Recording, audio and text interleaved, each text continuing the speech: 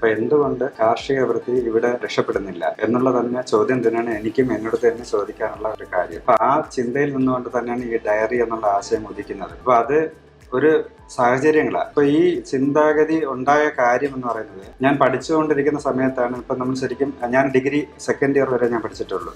അതിനുശേഷം ഈ ഫീൽഡിലോട്ട് വന്നു.